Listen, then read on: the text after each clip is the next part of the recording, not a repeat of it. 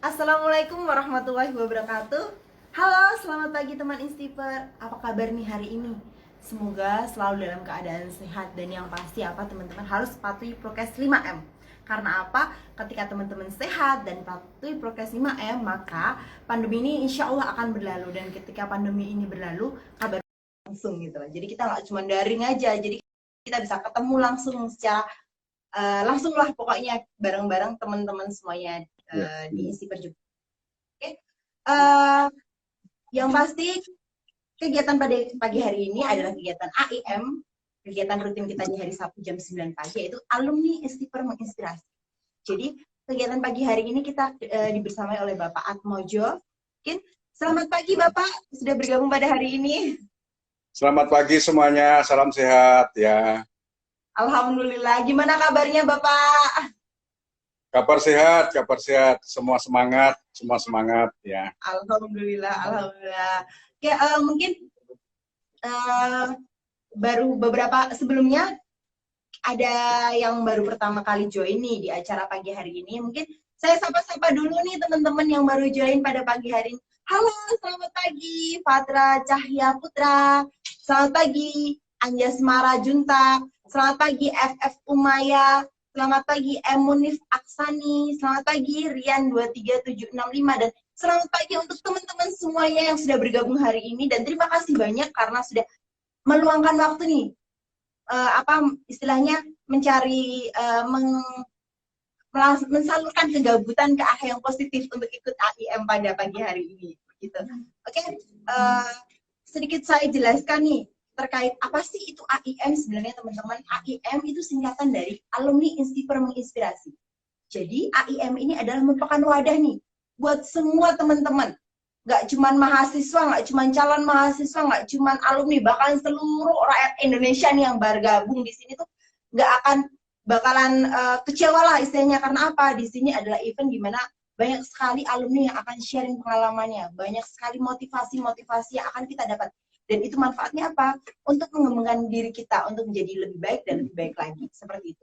Oke, untuk menyingkat waktu nih, karena nanti kalau terlalu banyak pembukaan, nanti waktunya semakin sempit karena kita waktunya cuma 1 jam.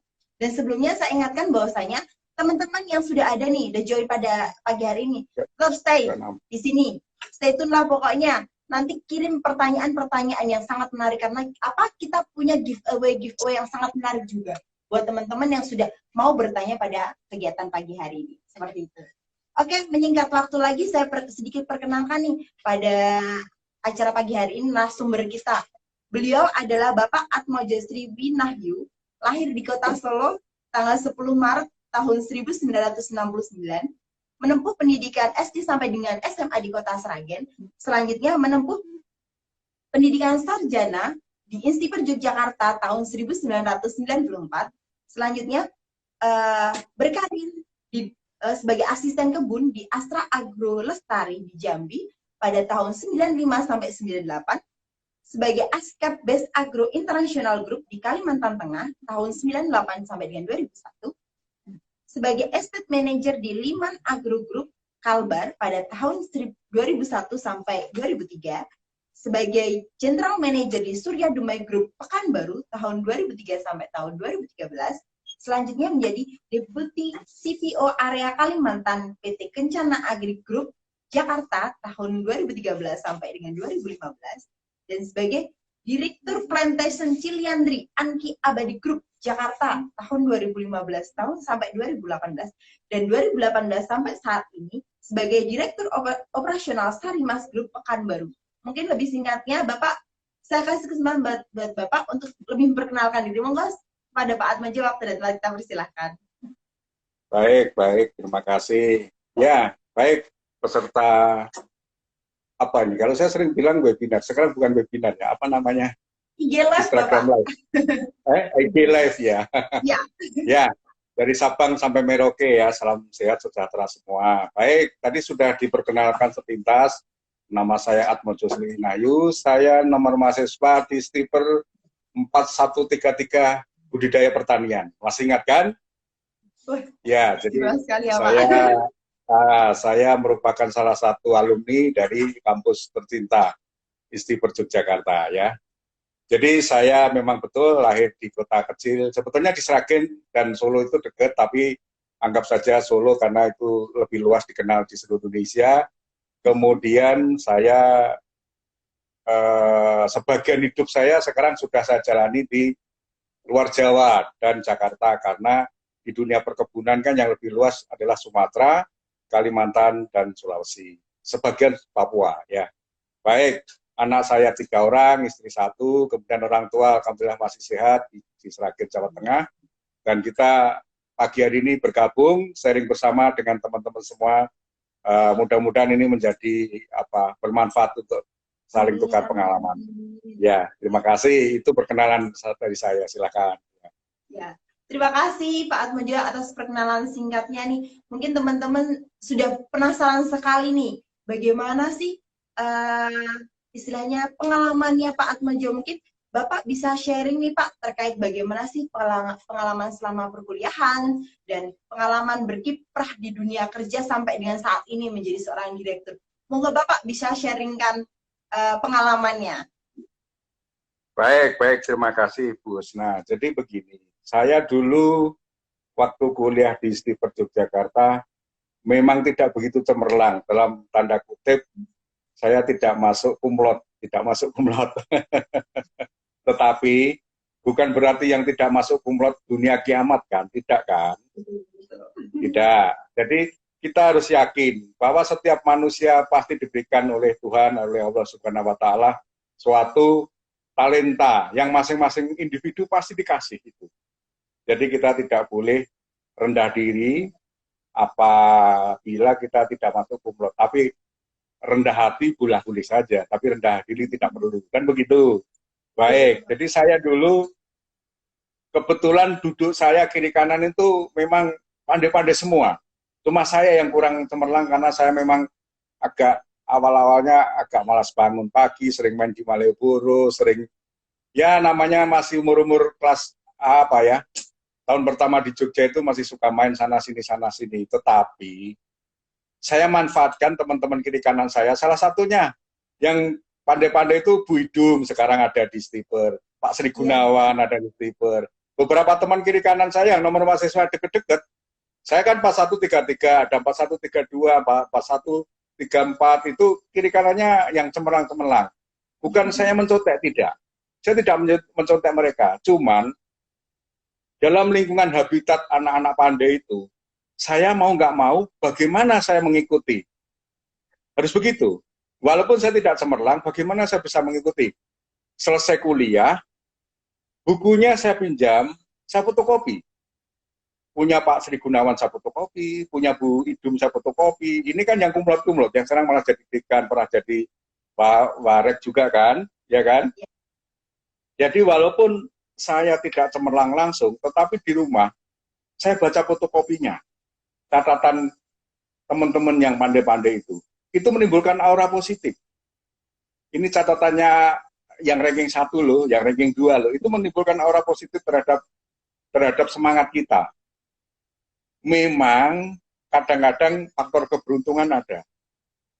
Sama-sama saya membaca fotokopinya, tapi karena tulisan saya bagus sekali dibandingkan teman yang pandai tapi tulisannya nggak begitu jelas, nilai saya lebih bagus loh.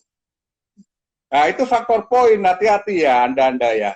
Jadi kalau kita salah kalah di satu sisi, kita harus menang di sisi lain, begitu. Ya, jadi saya pernah ingat betul sampai sekarang, tulisan saya bikin bagus, jadi mungkin dosen itu terpana dengan tulisan saya, dikasihlah A. Sementara, mohon maaf ini, teman yang pandai tadi, yang bukunya saya pinjam tadi, hanya B+, karena tulisannya lebih bagus dari saya. Nah, itu salah satunya, mencari poin di antara yang kita kalah. Begitu, Bu Snaya. Ya, itu pertama di kuliahan. Yang kedua, setelah selesai.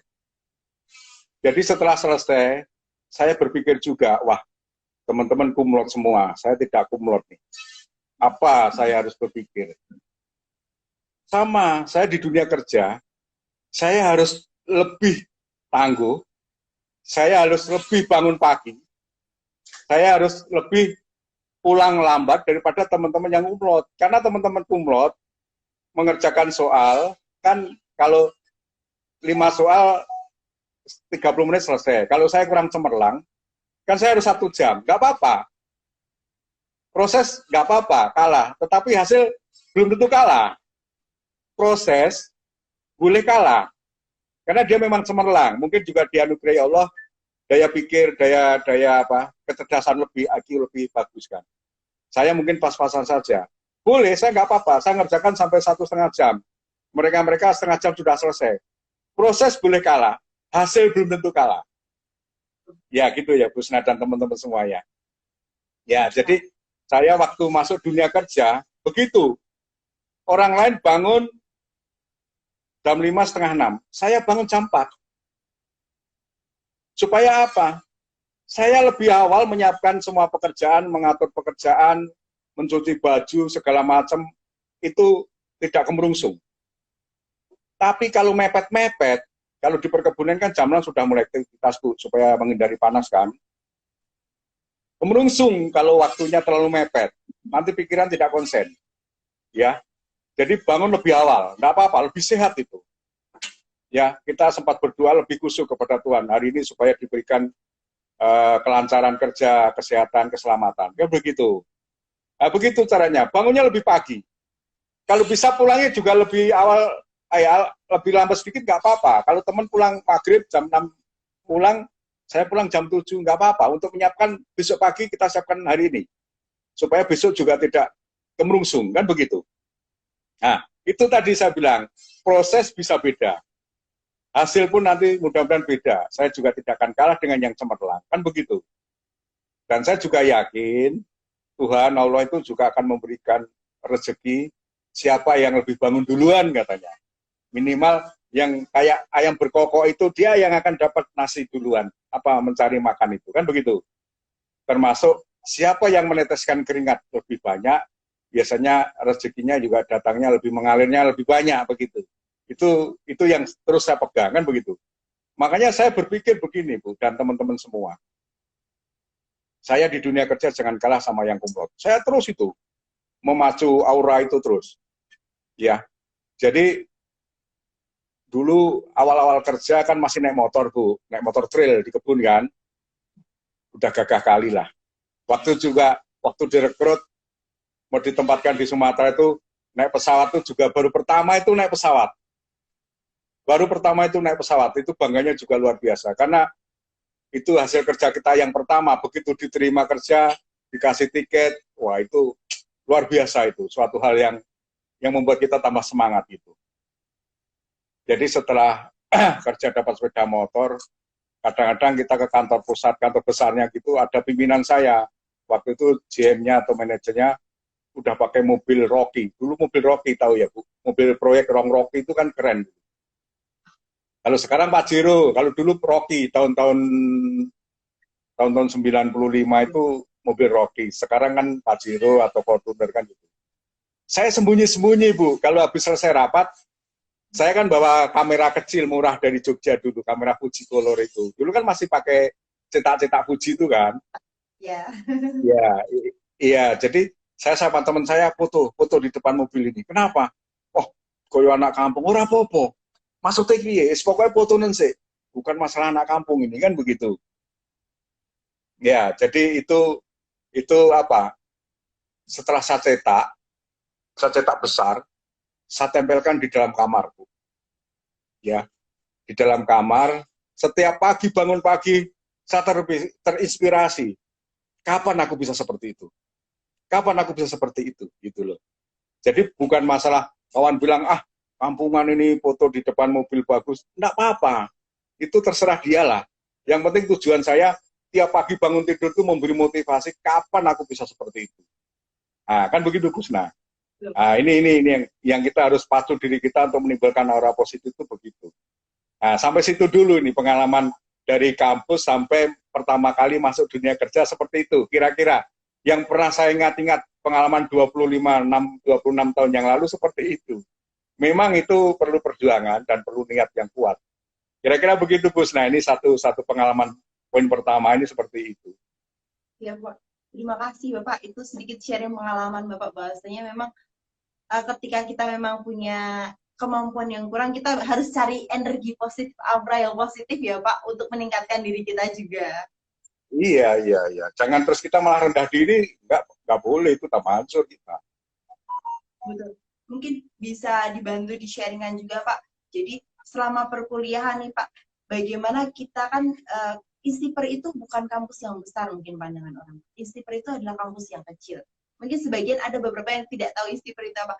Sebenarnya Bapak mungkin ada apa ya, pengalaman yang sangat menarik sebenarnya dari kampus sebuah kecil yang kita bisa cari aura positif dan kita bisa menggerakkan misalnya kemauan kita untuk terus berjuang. Itu monggo Pak bisa di-sharingkan terkait hal itu Pak.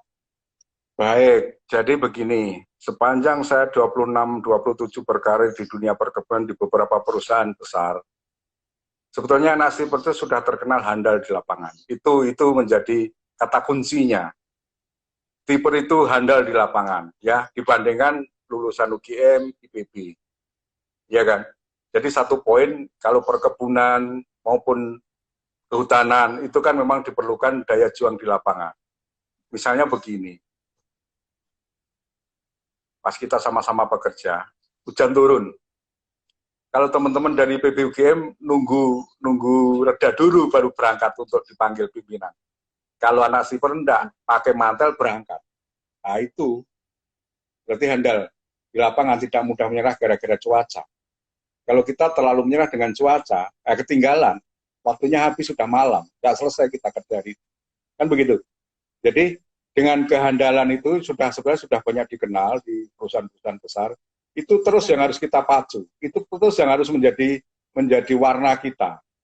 Ya, menjadi warna kita. Jadi kampus itu akan dimaknai sebagai orang yang kalau yang handal di teknologi, di teori, di dalam ruangan itu kan banyak. Tapi yang handal di lapangan itu anak Istiper. Nah, makanya adik-adik yang sebetulnya kan numpang beken ini. Anak Istiper nih, berarti sudah menang duluan kalau kerja di lapangan. Jangan pula mengkeret. Begitu hujan ketakutan, nanti masuk angin. Nah, itu tidak boleh seperti itu. Tidak ada seperti itu. Saya aja yang umur 52 saja tak pernah sakit. Enjoy saja. Naikkan imunitas terus dengan aura positif. Naikkan imunitas. Jangan membuat tubuh kita, nanti hujan sakit. Nah, itu kan menurunkan imunitas. Enggak apa-apa. Hujan disiasati pakai mantel. Kan begitu. Ya, itu Busna. Ya, kira-kira begitu. Yang berarti memang di Istiper ini mahasiswa itu memang ini ya Pak, dibentuk karakternya untuk jadi seseorang yang tangguh di lapangan, tangguh menghadapi bagaimana sih ketika sesuatu permasalahan di lapangan itu memang dipelajari mulai dari perkuliahan, seperti itu ya Bapak? Sudah. Makanya kita kan sering dikirim ke kebun dulu kan. Makanya anak Istiper itu pasti punya sepatu boot di kamar kosnya dulu. Kemudian dulu punya mesin ketik. Kalau dulu kan belum ada laptop, mesin ketik. Jadi kalau malam hari itu, begitu jam 10 itu, ketak-ketik. Pokoknya satu kampung itu suara mesin ketik lah sampai pagi itu. Nah, pokoknya anak Istiper itu, mesin ketik sama sepatu boot itu pasti punya. Waktu saya dulu ya, kalau sekarang kan udah ganti laptop, nggak bunyi. Kalau dulu kan tak-tok, 11 jari itu. Ya, kan gitu. Selain itu Pak, mungkin di sharingan juga, sebenarnya itu kan terkait strategi ya Pak. Bagaimana sih kita strategi lain mungkin dari Bapak? Ketika kita punya impian sebuah karir yang bagus, itu ada nggak Pak strategi? Karena kan ketika seperti Bapak orang dari Jawa, mungkin ketika datang ke lingkup yang berbeda nih Pak, kan lingkup Sumatera dengan Jawa itu mesti berbeda ya Pak. Nah itu gimana Pak? Pasti. Ada trik and triknya nggak Pak? Ya, yang pertama, kita harus mudah beradaptasi, apapun lingkungan kita. Jadi, adaptasi bukan berarti menjadi ya. Misalnya begini, mohon maaf ini. Kalau kita jadi orang Islam, kan tidak perlu jadi orang Arab, paham kan? Nah, kalau kita mau tinggal di Batak, tanah Sumatera, kan tidak perlu harus jadi orang Batak. Kalau kita tinggal di Kalimantan, kan tidak perlu harus jadi orang Dayak, kan begitu? Adaptasi. Ya, adaptasi maksud saya. Adaptasi harus bisa, cepat, kan begitu. Kemudian yang kedua, saya juga tadi melanjutkan yang foto di mobil itu. Saya dulu sering lewat di depan ruangan direktur. Pulang rapat, saya lewat di dalam ruangan. Sambil berdoa, kapan suatu saat saya menduduki seperti ini? Harus begitu. Bukan hanya dekat mobilnya, tapi ruangannya saya sering lewat di depan ruangan direktur. Kapan saya bisa menduduki di sini gitu. Siapa tahu sambil kita dalam hati begitu itu ada malaikat lewat dicatat. Atmojo kamu pengen ya satu saat di situ, ya tunggu 5 tahun lagi. Dicatat sama malaikat, kan begitu. Ngerti maksud saya, Bu? Jadi aura itu saya timbulkan, saya mendekati bukan berarti angkat telur. Maksudnya dengan habitat lingkungan pimpinan gitu supaya saya tertarik untuk menjadi pimpinan selanjutnya, begitu maksud saya. Kira-kira begitu. Lanjut lagi Pak, terkait bagaimana kita mengadaptasi diri kita ketika kita datang ke lingkup baru. Nah, kalau kita masuk di dalam dunia kerja kan Pak, mungkin adaptasi itu kan lebih ke arah persaingan, karena kita punya target sebuah karir. Itu gimana Pak ini mensiasati kita datang ke lingkungan yang baru, kita harus adaptasi, selanjutnya bagaimana sih strategi biar kita lolos di persaingan di dunia kerja itu bagaimana Pak? Mungkin Pak, ada trik dari Bapak Pak, mungkin bisa di-share ke kita. Oke, sekarang kita mulai dulu dari melamar kerja dulu deh. Saya mundur satu langkah dulu. Ya. Boleh Bapak. Sama, jadi pada saat kita diundang tes atau interview jam 9 pagi, jam 8 kita harus sudah di situ. Sudah kita putari ruangannya, sudah kita putari di mana toiletnya, sudah kita putari tempat duduknya di mana. Sehingga kita dalam hati tidak asing lagi. Sudah familiar dengan ruangannya, sudah familiar dengan toiletnya, sudah familiar dengan mejanya. Jadi sudah tidak panik. Tapi kalau datangnya mepet, sudah pengen ke toilet dulu, mejanya di mana, kemudian nanti masuknya lewat mana, itu sudah satu poin kalah kita. Sudah berkeringat dulu, tapi kalau kita enjoy, toiletnya ke sana, ruangannya masuknya di sana, nanti pengujinya di situ. Jadi kita sudah enjoy, persiapan mentalnya sudah kuat, kan begitu. Jadi memang datang lebih awal. Kemudian penampilan. Penampilan itu memang berpengaruh terhadap jenjang karir. Jadi kalau kita acak-acakan, tidak rapi, bukan mewah ya Bu, bukan mewah ya, rapi, simpati, itu orang belum ngetes saja sudah senang nengok kita, senyum. Selamat pagi Bapak Ibu. Oh silakan, ini nomor berapa? Nomor 20 ya, silakan duduk. Kesan pertama itu menggoda sudah. Nah, selanjutnya terserah Anda kan. Nah, kayak iklannya minyak wangi Axe kan. Kesan pertama harus menggoda dulu, tapi ini sudah acak-acakan, nggak pakai nggak disisir, rambutnya gondrong, kemudian cemberut. Kesan pertama sudah nggak meyakinkan, ini kan begitu, ya. Jadi kesan pertama harus menggoda dalam arti positif ya, maksudnya welcome, ramah, sopan, kemudian kita menjadi pribadi yang humble. Kan. Nah itu salah satu poin dulu sebelum masuk ke materi, kan begitu Gus. Nah itu dulu ya. Kemudian selanjutnya satu lagi setelah itu dulu, kita lebih baik dalam hal interview atau tes. Kalau tidak tahu sampaikan, mohon maaf Bapak Ibu, saya masalah itu belum mampu atau belum menguasai. Dari kata kita bulet-bulet muter-muter sok tahu itu malah nggak bagus. Nanti malah jengkel ujung-ujungnya si pengetes itu, kamu nggak tahu sok pinter pula. Jadi nilai kita langsung drop kan itu. Tapi kalau minta maaf Bapak Ibu, saya kayaknya untuk soal ini saya belum menguasai. Mungkin ada soal yang lain, saya lebih belum menguasai. Oke, dia akan tantang. Anak ini jujur, konsekuen. Itu nilai positif sudah diambil. Oke, kita pertanyaan yang lain, mungkin pertanyaan lain itu gampang. Dapat kita. Jadi 2 dapat kita. Kejujuran dapat, konsekuen dapat. Yang ketiga pertanyaan yang dialihkan itu bisa. 3 poin kita langsung menang. Kan gitu. Gimana Bu Husna kira-kira? Berarti hal pertama ketika kita untuk persaingan ya Bapak, mungkin pertama itu berarti kita harus menguasai medannya dulu ya Pak. Gimana tempatnya, lingkungannya, seperti itu. Baru nanti selanjutnya kita harus berikan kesan yang baik dulu. Kesan pertama itu adalah kesan yang paling baik. Biasanya itu diterima akan menempel kepada orang seperti itu ya Pak. Iya, sama kalau kita dulu muda-muda, pengen mendekati seorang cewek. Nggak mungkin lah, nggak pakai minyak wangi, nggak rapi, kan begitu. Mau ditengok calon mertua, kan begitu ya.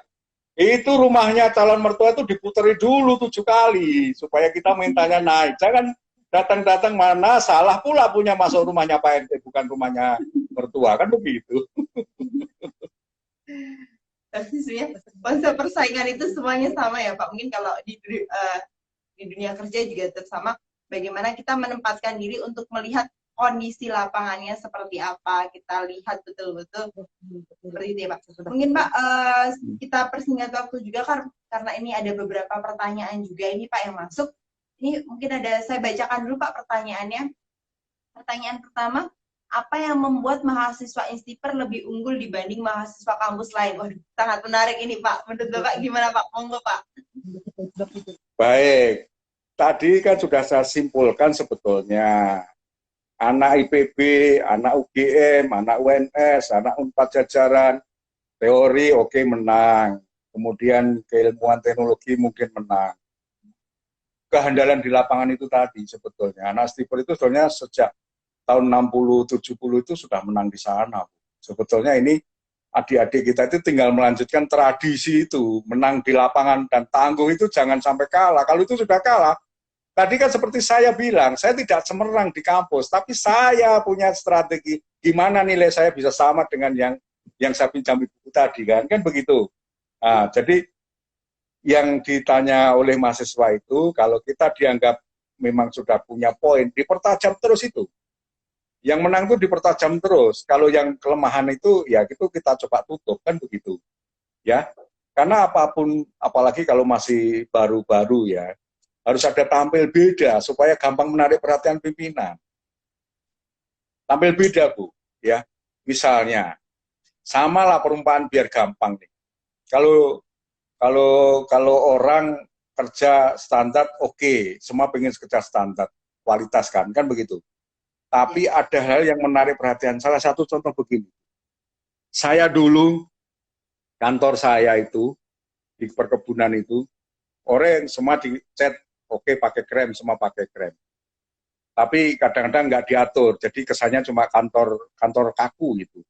Kalau saya tak kasih anggrek, tak kasih kolam ikan di depannya, tak kasih tempat untuk santai pakai apa itu semacam kayak bungalow begitu di depan kantor tuh kesannya jadi tidak formalitas banget, tetapi memang membuat kita nyaman. Jadi pimpinan dari Jakarta tuh kalau datang makan siang di mana Pak? Sana kantornya Atmojo tuh nyaman tuh, ada kolam ikannya, ada anggreknya, ada tempat saung-saungnya. Jadi kita nggak terlalu stres. Ayo makan siangnya di sana. Jadi karena sering makan siang di sana, pimpinanku itu sambil nunggu heli nanti isi BBM. Suatu saat Bu, ini ada 3 orang tes mau naik jadi manajer.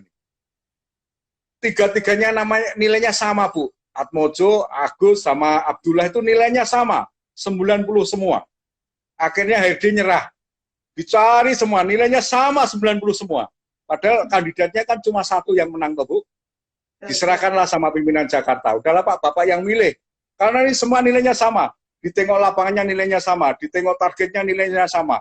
Semuanya nilainya sama. Nah, siapa saja kandidatnya? Agus, Atmojo, sama Abdullah. Atmojo. Itu kantornya bikin kita nyaman. Kalau nilainya sama berarti dia minimal dia bikin kita nyaman, mengurangi stres katanya. Itu nggak terduga loh. Saya jadi pemenang loh gara-gara itu loh. Paham Bu? Iya. Tampil beda. Iya Bapak, mungkin jadi mahasiswa Instiper itu selain mereka memang dituntut tangguh di lapangan, jadi secara tidak langsung karena kita biasa ya Pak, PKL, magang itu di kebun, jadi kita punya strategi-strategi khusus, bahkan kita bisa istilahnya memodifikasi, misalnya kita PKL, magang di mana kita bisa memodifikasi sistemnya, seperti itu ya Bapak ya? Iya, nggak apa-apa. Memang kita di dunia kerja itu kan dituntut harus memodifikasi bagaimana mendapatkan hasil yang profit tinggi, kemudian itu tadi tampil beda, tidak monoton, pimpinan nyaman, nah itu pasti kita cepat naik pangkat tuh. Kalau masalah gaji otomatis ngikutin itu, nggak usah kita pikir. Jadi jangan kebalik ya, kita jangan ngikuti kapan gaji kita tinggi, tapi kita lebih baik kita targetkan kapan pangkat kita tinggi, karena otomatis itu. Kalau sudah pangkatnya naik, otomatis gaji pendapatan akan mengikuti sendirinya, Bu. Kan gitu. ya kan? Betul-betul Bapak. Oke Pak, boleh kita lanjut lagi nih Pak ke pertanyaan kedua ini Pak. Bagaimana cara Ya. menyikapi tekanan dari atasan? Mungkin hal yang lumrah ditanyakan ketika banyak tekanan, banyak sekali target yang harus. Nah ini bagaimana sih Pak menyikapinya? Monggo Pak. Baik, pasti di mana-mana tekanan itu pasti ada. Namanya tanggung jawab. Semakin tinggi tanggung jawab, semakin tinggi tekanan. Itu biasa saja. Semakin tinggi pohon, semakin tiupan angin akan semakin kuat. Kan begitu? Ya yang pasti bagaimana kita menyiapkan tugas tanggung jawab itu sebaik-baiknya itu udah pasti kan itu. Kemudian yang kedua yaitu tadi, bagaimana membuat hati atau suasana pimpinan itu nyaman. Nyaman bukan berarti angkat telur, tidak. Misalnya begini, kalau dia minta 3, kita bisa kasih 4. Paham kan? Dia hanya minta 3 nih, saya bisa kasih 4. Dia minta selesai dalam waktu 5 hari, saya bisa selesaikan 4 hari. Kan begitu. Contoh, Bu. Atmojo, saya ingin 100 hektar ini selesai dipanen tanggal 30 ya, karena tanggal 1 udah ganti tahun. Kan begitu? Oke, baik Pak, berarti ada waktu 3 hari. Oke, siap Pak. Bisa? Bisa. Saya punya akal, bagaimana supaya saya 1 hari setengah selesai. Anak sniper, malam hari semua mobil tak sorotkan di depan pohon itu. Ada mobil semua sorotkan. Malam kita panen, jam 8 malam bambu ngumpul, nggak hujan, kan gitu. Sampai jam 12 malam, selesai Bu, nggak perlu 3 hari, 1,5 hari selesai. Itulah anak sniper. Malam hari pakai senternya mobil, sorotkan semua. Nah itu, jadi minta 3 hari, 1,5 hari selesai. Dia minta 60 ton, saya masih kasih 80 ton lagi. Nah itu Bu, ya makanya itu, tekanan itu akan bisa menjadi enjoy kalau kita bisa menyiasatinya. Akhirnya menjadi prestasi Bu. Orang lain ditarget 3 hari, selesainya 5 hari. Orang lain dimintanya 60 ton, dapatnya cuma 40 ton. Nah itu, kira-kira begitulah Bu. Terima kasih. Mungkin kita lanjut juga nih Pak, pertanyaan ketiga. Apakah faktor orang berpengaruh dalam persaingan di dunia kerja yang keras saat ini Pak? Ini pertanyaan. Monggo Pak. Baik. Maksudnya orang dalam, maksudnya pertemanan ya di dalamnya. Misalnya ada kerabat, famili begitu ya. Baik. Itu memang bisa saja. Itu salah satu poin. Ya anggap aja itu keuntungan di sisi orang itu, teman satunya. Tapi kan tadi sudah saya bilang, kalau kita kalah tidak punya siapa-siapa, kita harus punya apa yang membuat kita bisa tetap eksis. Kan gitu. Anggap aja itu rezeki dia. Sama dengan tadi saya bilang, yang teman saya yang cemerlang, yang kumlot itu, anggap aja itu memang rezeki dia gitu. Tapi saya juga punya keyakinan bahwa Allah atau Tuhan itu pasti punya talenta untuk saya juga, yang harus saya tampilkan juga.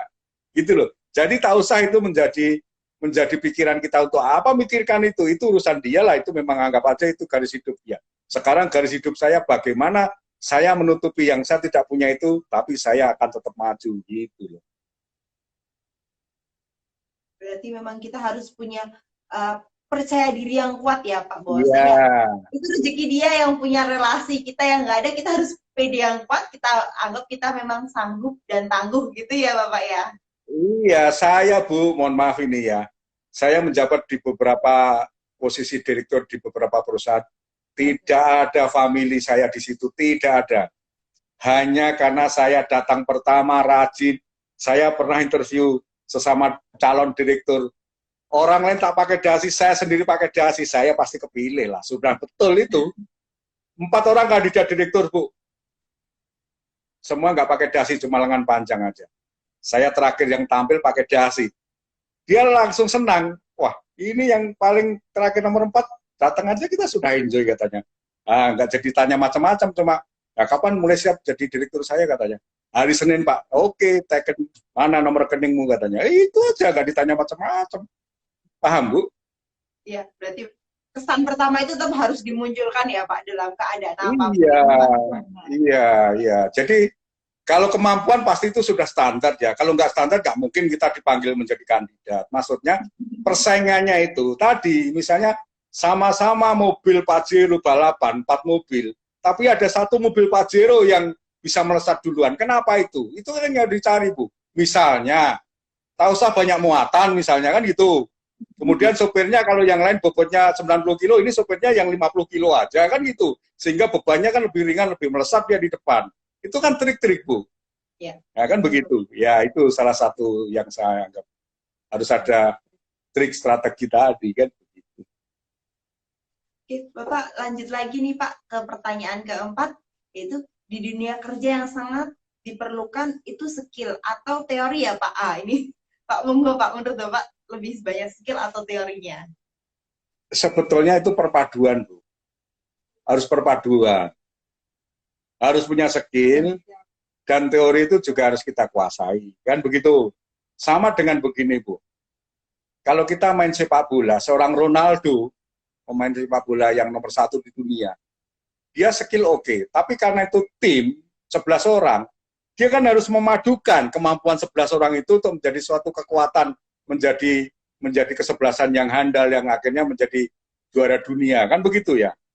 Jadi sama, ini kita harus bisa memadukan antara kemampuan skill dengan teori dan kerjasama. Nggak bisa, kita bukan Superman, Bu. Kalau Superman, iya, bedanya Superman dengan kita kan tahu kan? Tahu, Bu, bedanya Superman dengan kita. Kalau dia Superman berarti main yang paling super ya Pak, nomor 1. Kalau kita itu kan harus bersama dengan tim ya Pak untuk jadi super, gitu nggak sih Pak? Ya, salah satu itu. Cuma Superman kan celana dalamnya di luar, kalau kita celana dalamnya di dalam. Interveso, biar nggak tegang, peserta ini nggak tegang ini. Benar, Itu betul ya. karena kita konsepnya ringan ya Pak ini. Ya, ya, yang Ibu sampaikan betul. Siapa Pak? Mungkin kita boleh lanjut lagi Pak. Ini pertanyaan selanjutnya, pertanyaan kelima. Kalau di tempat kerja kita jarang terjadi atau kenaikan karir itu sudah dianggap tidak mungkin lagi. Itu bagaimana menurut Bapak, Pak? Begini, memang mungkin ada beberapa perusahaan, struktur organisasi bisa beda-beda. Itu bisa masuk akal. Kita harus berani melangkah keluar ke perusahaan lain. Harus berani melangkah ke perusahaan lain. Jadi begini, kita sama-sama punya SIM A misalnya. Tapi orang akan lebih percaya dan lebih menghargai kita kalau bukan hanya sopir roda 3, roda 4 ya. SIM A kan roda 4 ya, Bu. Tapi juga berani nyopir truk yang roda 6. Bahkan mungkin yang roda 8, bahkan mungkin yang roda 12, kan begitu? Ya, jadi harus berani juga melangkah. Kadang-kadang zona nyaman itu membuat kita hancur. Ya, zona nyaman itu membuat kita hancur. Di sini nyaman. Tapi seumur hidup tak naik pangkat lagi di situ sampai pensiun. Kan gitu. Saya dulu begitu, Bu. Mohon maaf ini. Saya punya teman dulu yang ngajari saya kerja pertama di Sumatera. Sampai hari ini dia tetap jadi asisten kebun. Karena dia zona nyaman, dia tak mau bergerak kemana-mana. Saya bergerak ke Kalimantan, bergerak ke Sulawesi. Saya lebih dihargai orang. Saya lebih dipercayai menjadi seorang direktur. Kan begitu? Jadi kalau ibarat burung, jadilah burung Raja Wali yang berani terbang tinggi sendiri. Tidak menjadi burung bango yang rame-rame di sawah, yang ribut saja. Kan gitu. Itu perumpamaannya, kan begitu. Kira-kira begitu, Bu. Berarti memang kalau kita punya target karir yang harus cemerlang dan kita punya target suatu posisi, berarti kita harus berani untuk keluar dari zona nyaman itu juga ya, Bapak? Pasti harus, Bu. Kalau tidak, tak bisa. Ya. Tetapi nanti kenyamanan itu kita dapatkan setelah kita dapat jabatan. Kan begitu. Memang harus dilalui dulu. Prosesnya dilalui dulu. Ya itu bayangkan, Bu. Orang yang ngajari saya kerja 26 tahun yang lalu masih jadi asisten kebun dengan pendapatan, mohon maaf, mungkin paling banter sekarang 10 juta. Kalau asisten kebun kan rata-rata 10 juta paling banter. Saya diajari kerja sama dia dulu setahun. Setelah 26 tahun, saya bisa 10 sampai 150 sampai 15 kali pendapatan dia. Kan begitu, Bu. Tapi zona nyamannya dipangkas dulu gitu. Harus berani keluar dari zona nyaman kan gitu. Ya, kira-kira begitu. Iya, itu berarti membuktikan ya Pak bahwasanya alumni Insiper itu dia berani untuk keluar dari zona nyaman dan dia bisa berkiprah di dunia kerja seperti itu ya Pak. Iya, harus. Jadi tetap dipadukan juga, kita tetap berdoa ya. Makanya moto saya dari dulu itu ora et labora, itu kan bahasa mana? Yunani apa ya? Yang bekerja dan berdoa, kan begitu. Jadi harus dipadukan dengan karena itu kan menyangkut keselamatan, terus kemudian kita tidak sombong, kemudian kita tetap menjadi pribadi yang bisa humble, kan begitu Bu ya. Saya ada pengalaman menarik masalah. Mohon maaf ini teman-teman, kita ada sedikit kesalahan koneksi dan jaringan, jadi sempat mohon maaf ini sempat terputus juga tadi di awal. Nih, sambil menunggu mungkin harapannya masih Pak Atmojo masih bisa bergabung ya Pak, karena kita masih pengen nih juga sharing-sharing juga. Tapi sedikit saya jelaskan juga, sedikit saya sampaikan lah, istilahnya bukan jelaskan, sedikit saya sampaikan bagi beberapa kesimpulan dari terkait agenda pagi hari ini. Jadi memang itu tadi, mahasiswa dilatih dari awal, mulai dari mereka masuk ke Insiper Yogyakarta, itu memang dilatih, dikonsepkan mereka itu dibentuk sebagai orang yang tangguh, sebagai orang yang siap ditempatkan di mana saja. Jadi ketika teman-teman datang kemana saja, itu mengadaptasikan diri di dunia baru itu memang sudah hal yang lemah dan biasa, seperti itu. Dan juga bahwasanya di sini teman-teman di Insiper Yogyakarta itu dipelajari banyak hal. Seperti itu. Mungkin ada beberapa kesimpulannya, teman-teman. Yang pertama adalah dari Pak Atmojo tadi, bahwasanya kita harus jadi pribadi yang tangguh. Apalagi masuk di dunia kerja. Dan itu tadi, ketika kita masuk di dunia kerja nih teman-teman, kita itu akan mengambil aura yang positif. Kita harus melihat dunia di lapangan itu seperti apa, seperti itu. Selanjutnya yang kedua adalah proses, mungkin kita boleh kalah, tapi kita nggak boleh kalah di dalam hasil. Karena apa? Kita harus belajar nih terus. Bagaimana kita memproses diri kita untuk mendapatkan hasil yang maksimal, seperti itu. Mungkin seperti tadi Pak Atmojo disampaikan, IP nggak kumlot nggak apa-apa teman-teman. Tapi ketika kita itu punya etika yang tinggi, istilahnya kita punya tekad lah, kemauan yang tinggi, maka dunia itu akan mengikuti kita, gitu. Selamat pagi Pak, mohon maaf Bapak, kita tadi sempat ada kesalahan jaringan, jadi kita putus Bapak. Nggak apa-apa, baik. Ya lanjut, nggak apa-apa. Bapak, kita mungkin lanjut lagi nih, mohon maaf buat teman-teman ya, mohon maaf yang sudah tadi bergabung, kita sempat putus karena ada kendala jaringan, kita dari tim mohon maaf sekali lagi, semoga kedepannya kesalahan ini tidak terulang ya, mohon maaf. Oke, mungkin Bapak bisa juga ngasih sedikit Pak, mungkin sebelum kita bahas selanjutnya sambil menunggu nih beberapa teman-teman yang mungkin tadi sempat terputus dan sekarang mau join lagi masuk kembali. Tadi kita bahas terkait ini ya Pak, ketika karirnya, jadi kita harus keluar dari zona nyaman. Jadi memang berarti dari awal mahasiswa Insiper itu dituntut untuk bisa beradaptasi seperti itu ya Bapak ya? Ya betul. Ya, jadi memang misalnya begini, kalau kita biasa di Jogja itu kan nyaman, di Malioboro lah, inilah itu kan itu racun dunia.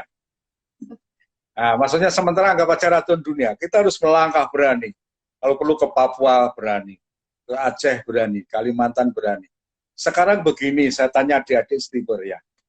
Seorang lulusan SMP ibu-ibu, banyak yang jadi TKW sampai ke Kuwait, sampai ke Arab, sampai ke Hong Kong, sampai ke Taiwan. Hanya seorang ibu-ibu yang lulusan SMP. Masa seorang sarjana lulusan Insiper hanya ke Sumatera, hanya ke Sumbawa, hanya ke situ aja tak berani, yang masih negeri sendiri, kan begitu.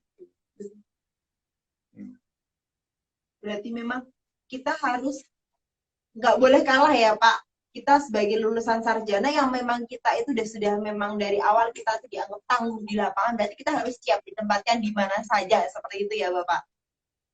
Iya, jadi nanti begini loh. Kalau dulu kan belum ada video call, pesawat tidak ada setiap hari, kadang itu menjadi dulu kendala. Tapi kalau sekarang video call setiap saat bisa, pesawat setiap hari bisa. Dalam satu hari bisa. Hari ini pagi ini saya masih di Aceh, nanti sore udah bisa makan gudeg di Malioboro. Tidak ada masalah, ya kan? Hari ini saya masih di Kendari, Sulawesi. Nanti malam saya masih bisa makan tohjoyo di Jalan Solo, depan LPP, kampus LPP. Bisa, nggak ada masalah itu. Yang penting bagaimana kita meraih suatu posisi tinggi, pendapatan mengikuti, dunia di genggaman kita. Kan begitu. Betul, Bapak.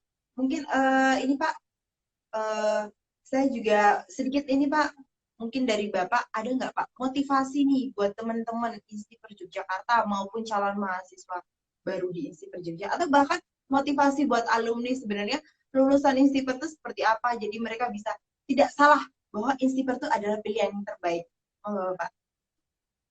Baik, jadi begini, kenapa juga saya dulu juga ambil Stiper ya. Saya dulu pernah kuliah di Undip 1 tahun. Tapi setelah saya bergaul dengan teman-teman yang masuk Stiper, akhirnya saya terbawa masuk Stiper. Kebetulan orang tua saya punya teman-teman, anaknya banyak kuliah di Stiper juga. Jadi akhirnya saya cabut dari Undip, saya geser ke Stiper, kan begitu. Tapi saya tidak mau terlena dengan kebesaran Stiper, karena banyak, mohon maaf ini, orang memanfaatkan nama beken Stiper, tapi kita tidak pengen menjadi beken, akhirnya juga sampai sekarang nganggur juga banyak. Jadi oke, kita manfaatkan nama besar Stiper, daya handalnya di lapangan dengan mengisi terus kemampuan kita. Nah, mudah-mudahan tidak hanya kita numpang beken dengan kampusnya yang dikenal masyarakat banyak, tapi memang kita juga beken sendiri gitu loh, kira-kira gitu. Berarti selain istilahnya kan Insiper itu memang sudah terkenal di dunia perkebunan ya Pak. Jadi bahwasanya kalau kita pengen juga tangguh ya kita nggak cuma numpang di situ saja, karena di Insiper juga banyak fasilitas untuk mendukung. Harapannya teman-teman juga mensiasati, maksudnya memaksimalkan fasilitas yang ada begitu ya Bapak. Iya, jadi semua itu kembali ke kita, harus tampil beda. Pokoknya apapun kalau kita ingin mendapatkan yang lebih dari teman lain, harus tampil beda yang positif ya. Sampai suatu saat itu saya itu pernah ya di perkebunan itu kan banyak jalan blok-blok itu kan. Saya mau kedatangan owner nih, karena owner kan datangnya setahun sekali ya. Tak kasih nama, jalan semua pahlawan semua, jalan Pangeran Diponegoro, kayak di kota persis, tak bikin seperti itu. Ya, besoknya pulang dari kunjungan saya dipanggil ke Jakarta, kasih uang 10 juta, waktu itu 10 juta udah luar biasa lah, ya kan. Dia bilang seneng, kebunku kayak di kota, seneng saya katanya, ini itu kamu katanya, itu gitu loh. Nggak disangka-sangka kan, padahal itu kalau di tempat lain kan nggak ada, cuma nama blok aja, blok 20 di sana, blok 30 di sana. Saya kasih nama, jalan-jalan pahlawan di sana, jalan-jalan gunung di sana, saya kasih nama kayak di kota itu, di perkebunan itu. Gitu. Paham Bu ya? Ya. Nah itu tampil beda.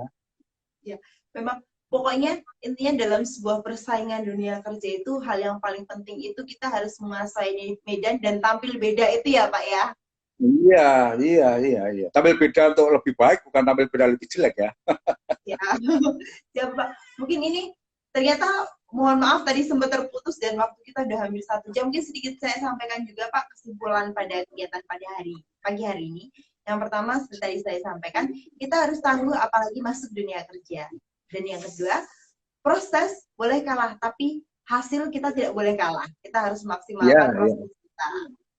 Selanjutnya yang ketiga, kita harus handal di lapangan atau pokoknya istilahnya kita jangan minder. Kampus kita sudah kampus yang tangguh di lapangan, kita harus buktikan bahwasanya lulusan Insiper betul-betul tangguh di lapangan sesuai dengan orang memandang kita lulusan yang lulus yang tangguh seperti itu. Dan yang keempat, kita dalam persaingan kerja kita harus selalu menaikkan imunitas kita. Jadi kita harus berpikir selalu ke arah positif, di lingkungan yang positif, biar imun kita baik, dan kita punya kreativitas yang baik juga, seperti itu. Yang kelima, dalam hal persaingan adalah persiapan itu sangat penting dalam untuk melewatinya persaingan tersebut. Gitu. Selanjutnya, yang keenam adalah mempertajam keunggulan diri. Jadi kita setiap orang memiliki kelemahan masing-masing. Tapi hal yang paling penting adalah kita harus tonjolkan hal apa yang jadi ciri khas kita. Itu harus kita pertajam keunggulan diri kita. Yang ketujuh, dalam dunia kerja kita bisa memodifikasi berbagai macam jenis adaptasi. Jadi kita ketika masuk di dunia hal baru, kita beradaptasi dan kita memodifikasi untuk menjadi yang lebih baik. Selanjutnya, kita harus fokus pada tujuan. Kita tidak fokus tujuan karir. Jadi kita tidak mengejar gaji karena gaji akan disesuaikan dengan karir kita seperti itu. Yeah. Selanjutnya, hal yang paling penting tadi beberapa kali Pak Atmaja sampaikan adalah kesan pertama itu sangat penting di dunia kerja. Jadi teman-teman berikanlah kesan yang terbaik di kalangan apapun, tidak hanya di dunia kerja. Jadi ketika teman-teman belajar, teman-teman mengembangkan diri, bertemu banyak orang, kesan pertama itu adalah hal yang paling penting. Jadi tetap harus jaga kesan pertama seperti itu. Selanjutnya, teori dan skill itu harus imbang. Jadi kita tidak juga cuma belajar teori maupun skill, tapi kita kombinasikan keduanya untuk menjadikan sebuah tim yang memaksimalkan hasil seperti itu. Selanjutnya, untuk orang-orang di sekitar dunia kerja, kita menjadi buatlah kita ketika kita sudah masuk dan kita punya target, kita harus punya wacana bahwasanya kita harus membuat orang-orang di sekitar kita nyaman dengan pekerjaan itu, entah itu atasan maupun tim kita. Kita harus buat nyaman agar hasilnya juga akan maksimal. Gitu.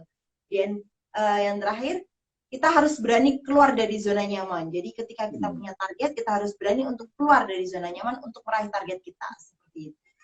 Mungkin itu Bapak ada lagi mungkin Pak sedikit kesimpulan yang belum Ustaz sampaikan mungkin Pak? Iya, kesimpulannya jangan lupa tetap berdoa. Mudah-mudahan kita selalu menjadi pemenang dan selalu sehat dan selamat. Itu Bu. Amin, amin. Berarti poin yang penting juga selain kita bekerja, kita harus tetap berdoa ya Bapak. Oke, mungkin Bapak terima kasih banyak Bapak sudah bergabung pada pagi hari ini di acara AIM. Mungkin sebelum kita tutup, kita sampaikan pemenang giveaway hari ini. Ada 2 pemenang ternyata, walaupun sebenarnya antusiasme hari ini banyak sekali teman-teman yang bertanya, bahkan yang join ke kita itu sangat, karena ini temanya sangat menarik ya. Nah, pemenang giveaway-nya yang pertama adalah Arsyam Barita 28 dan Afrizal Hasibuan. Silahkan DM di IG kami segera untuk giveaway-nya. Seperti itu ya teman-teman. Dan terima kasih kepada Bapak Atmaja sudah mau bergabung pada pagi hari ini di acara IM. Sama-sama ya. Sama-sama maju terus. Iya Bapak, kapan-kapan lagi kita boleh join ya Pak. Siap. Saya kalau keadaan pandemi ini sudah berakhir, kita bisa ketemu juga secara tatap muka ya Bapak dengan kita di sini. Bisa, saya rencana seminggu lagi mau pulang ke Jogja. Saya biasanya mampir ke kampus biasanya. Ya Pak, pokoknya kita tunggu kedatangan Bapak di kampus tercinta. Siap, pasti ya. Siap. Oke, terima kasih juga buat teman-teman yang sudah hadir pada pagi hari ini dan mohon maaf karena tadi setengahnya kita IG Live ada sedikit kendala, kita mohon maaf yang sebesar-besarnya kita dari tim. Dan kita ucapkan terima kasih banyak. Jangan lupa nih buat teman-teman semuanya, karena AIM itu setiap minggu ada. Jadi tetap ikuti IG kita di PMB Instiper Jogja jam 9 pagi. Karena minggu-minggu selanjutnya akan banyak sekali alumni yang sangat menginspirasi teman-teman. Gitu ya. Oke, terima kasih banyak. Kita dari tim undur diri. Mohon maaf atas ketidaknyamanan pada hari ini. Saya tutup. Wassalamualaikum warahmatullahi wabarakatuh. Sampai jumpa teman-teman. Terima kasih. Ya, selamat pagi. Pagi. Ya, Bu. Minta maaf bajunya belum nyampe, Bu. Oh, siap Bapak. Mohon maaf. Makanya nggak pakai baju. Iya. Nggak apa-apa. Terima kasih ya. Terima kasih bajunya. Terima kasih kembali. Salam untuk teman-teman di kampus ya. Ya, Bapak kan usah sampaikan, Pak. Yuk, mari. Terima kasih, Pak.